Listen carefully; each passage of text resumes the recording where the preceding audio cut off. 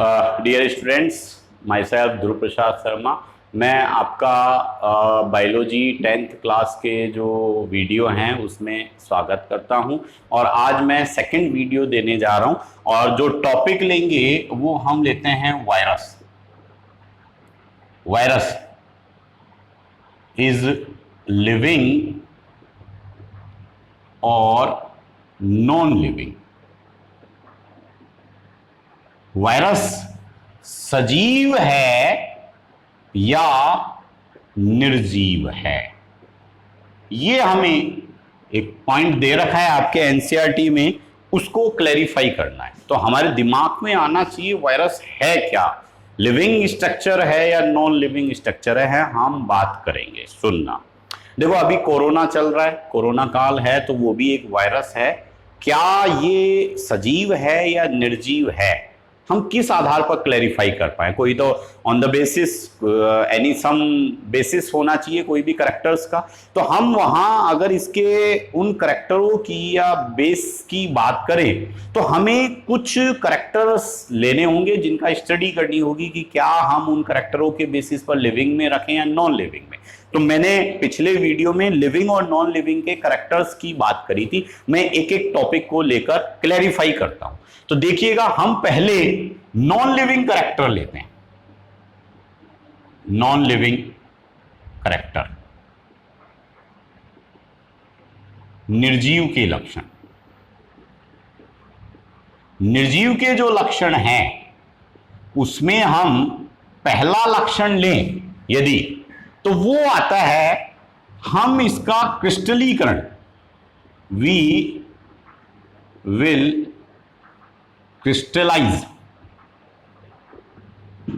The virus.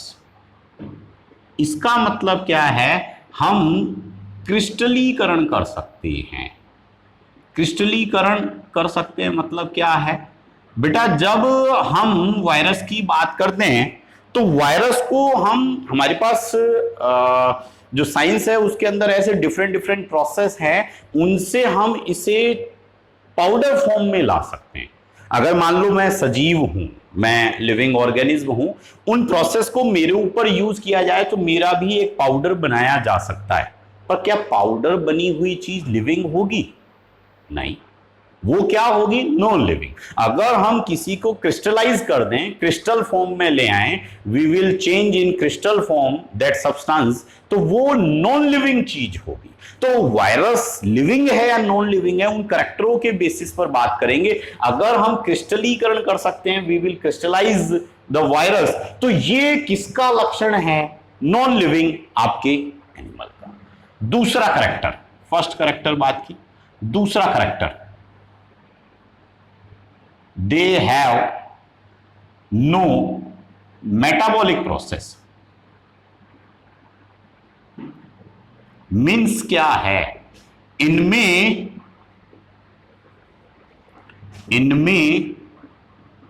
उपापचयी क्रिया नहीं होती है। इसका मतलब क्या हुआ? अरे भाई, हमने अभी उपापचयी क्रिया या मेटाबॉलिक प्रोसेस की पिछले वीडियो में बात करी है। मेटाबॉलिक प्रोसेस दो प्रकार के होते हैं, कैटाबॉलिज्म और एनाबॉलिज्म। कैटाबॉलिज्म में जो मटेरियल है वो डिग्रेड होता है, जबकि एनाबॉलिज्म में मटेरियल कॉम्प्लेक्स फॉर्म में चला जाता है, जटिल अवस्था में बनता है। तो मेटाबॉलिक प्रोसेस यहां नहीं है, जबकि मेटाबॉलिक प्रोसेस किसका करेक्टर था? लिविंग ऑर्गेनिज्म का। अब मेटाबॉलिक प्रोसेस ये शो नहीं करते, इसलिए ये किसका करेक्टर है? नॉन लिविंग का। हम अगला बात करें, रेस्पिरेशन। रेस्पिरेशन मतलब श्वसन। इनमें श्वसन की जो क्रिया है नहीं होती। सर्कुलेशन, सर्कुलेशन मतलब परिसंचरण। हमें कोई भी पदार्थ जो होता है उसको संचरित करने के लिए परिसंचरण या सर्कुलेटरी सिस्टम मिलता है। ब्लड जो है, हम जो भोजन लेंगे तो डाइजेशन सिस्टम में गया, यहां से इस अंगुली में कैसे आएगा? सर्कुलेटरी सिस्टम के थ्रू। हमने सांस ली, गैस ली, श्वसन लिया तो गैस हमारे लंग्स में आई, पर लंग्स से वो गैस इस अंगुली तक या पांव तक या सिर तक कैसे जाएगी? Circulatory system. तो सर्कुलेटरी सिस्टम भी लिविंग ऑर्गेनिज्म का करेक्टर है, पर नॉन लिविंग में तो नहीं है। एक्सक्रीटरी सिस्टम, एक्सक्रीटरी सिस्टम मतलब उत्सर्जन। अगर हम विभिन्न तंत्रों की बात करें तो ये सभी तंत्र दे आर एब्सेंट, ये अनुपस्थित होते हैं। अब ये अनुपस्थित है, इसका मतलब अगर उपस्थित होते तो हम इसे किस में रखते, लिविंग में, पर ये एब्सेंट हैं, इसलिए ये किसका करेक्टर है, नॉन लिविंग एनिमल का। तो नॉन लिविंग स्ट्रक्चर हैं, उनके करेक्टरों में हमने कुछ करेक्टर बेसिकली बात करी। अब इसी तरह लिविंग करेक्टर भी लेते हैं हम। लिविंग करेक्टर मतलब जो हम बात करें सजीव के लक्षण, सजीव के क्या क्या लक्षण हैं उनकी बात करें तो हम उनको भी लेते हैं, फिर डिसाइड करेंगे क्या वायरस लिविंग स्ट्रक्चर है या नॉन लिविंग स्ट्रक्चर है। तो हमने नॉन लिविंग स्ट्रक्चर या करेक्टर बात की, इसी तरह से हम लिविंग करेक्टर की बात करते हैं। पहला, दे हैव डीएनए और आरएनए, मतलब इनमें डीएनए अथवा आरएनए उपस्थित होता है। डीएनए आरएनए क्या है, आगे बेटा सेल पढ़ोगे आप, तब सेल 11th में चालू होती है, वहां ये जेनेटिक मटेरियल है। जेनेटिक मटेरियल मतलब आनुवंशिक पदार्थ जो एक प्रोजेनी से नेक्स्ट प्रोजेनी में जाता है। हमें करैक्टरों का डिटर्मिनेशन या निर्धारण जेनेटिक मटेरियल से ही होता है, जो निश्चित करते हैं। तो ये 11th का टॉपिक है, पर आप समझो हम लिविंग ऑर्गेनिज्म में दोनों होते हैं, डीएनए भी होगा और आरएनए भी होगा।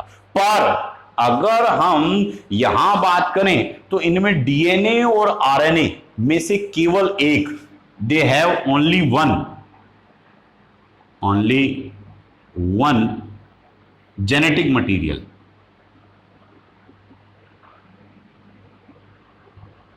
इनमें केवल एक पदार्थ होता है, इसलिए सजीव तो है, ठीक है। अगला बात करें, दे विल ग्रो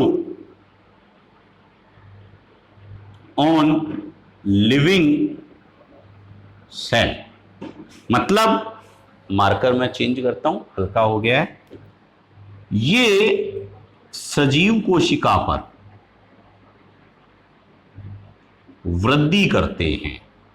इसका मतलब अगर कोई ग्रो कर रहा है, और ग्रोथ हमने एक करेक्टर पढ़ा है लिविंग स्ट्रक्चर का, अगर कोई ग्रोथ कर रहा है इसका मतलब वो क्या है, लिविंग है, सजीव है। तो ये दूसरा लक्षण हुआ। अगला बात करें, दे विल रिप्रोड्यूस, मतलब ये जनन करते हैं। इसका मतलब क्या है, जनन, रिप्रोडक्शन लिविंग का करेक्टर है। अगला हम इसी में अगर एक करेक्टर और जोड़ें, इनमें एंजाइम्स अनुपस्थित होते हैं।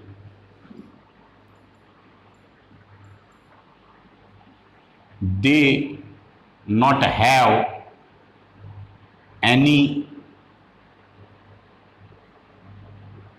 एंजाइम्स। देखो जो भी जीव होगा लिविंग, उसके अंदर एंजाइम्स होंगे। जैसे आप डाइजेशन सिस्टम पढ़ोगे तो बकल कैविटी या मुख गुहा में आपके सलाइवा होता है, लार होती है, वहां टाइलिन, अमाइलेज, लाइसोजाइम, 3 एंजाइम मिलेंगे। तो वो एंजाइम हैं जो कुछ प्रोसेस करते हैं बायो प्रोसेस में, तो वहां लिविंग स्ट्रक्चर में मिलता है, पर नॉन लिविंग में नहीं है। तो देखो कुछ करैक्टर तो इसके अंदर लिविंग के हैं, कुछ नॉन लिविंग के हैं। इस आधार पर हम वायरस को कनेक्टिंग लिंक बोलते हैं। कनेक्टिंग लिंक मतलब संयोजक कड़ी। संयोजक कड़ी क्या होती है? जो आपके योजक संयोजक कड़ी क्या है, जो आपके लिविंग और नॉन लिविंग दोनों का करैक्टर शो करे। इसका मतलब वायरस ना तो सजीव है ना निर्जीव है, दे आर नॉट लिविंग और non living structure, they are connecting link. तो ध्यान रखिएगा, इसलिए वायरस को अलाइव स्ट्रक्चर, अजैविक बोलते हैं। तो मेरा ये जो वीडियो था छोटा सा, आपके बायो प्रोसेस चैप्टर के अंदर ये शो कर रखा है वायरस क्या सजीव है क्या निर्जीव है। मैंने उसको यहां इस वीडियो के थ्रू एक्सप्लेन किया और वो ही कोशिश कर रहा हूं कि आपको बाई लैंग्वेज के अंदर छोटे छोटे वीडियो के थ्रू ये प्रोसेस मिलते चले। आपको मैंने यहां क्लियर किया, क्वेश्चन था वायरस इज लिविंग और नॉन लिविंग, तो वो लिविंग भी नहीं है नॉन लिविंग भी नहीं है। इसका मतलब क्या है? कनेक्टिंग लिंक, संयोजक कड़ी है। क्यों? क्योंकि उसके अंदर नॉन लिविंग कैरेक्टर भी हैं, लिविंग कैरेक्टर भी हैं, सजीव निर्जीव के भी लक्षण हैं और सजीव के भी लक्षण हैं। आप जैसे जैसे मुझे वीडियो के थ्रू अपने कमेंट्स और अपने व्यूज देते रहेंगे, मैं उसके अकॉर्डिंग आपको सीक्वेंस में साइंस का 10th का पूरा सिलेबस इस चैनल के थ्रू देता रहूंगा। आप इस चैनल को ज़्यादा से ज़्यादा लाइक सब्सक्राइब जरूर करें, शेयर करें अपने पढ़ने वाले फ्रेंड्स को, ताकि मुझे ज़्यादा से ज़्यादा व्यूज़ आपके थ्रू मिलते जाएं। धन्यवाद।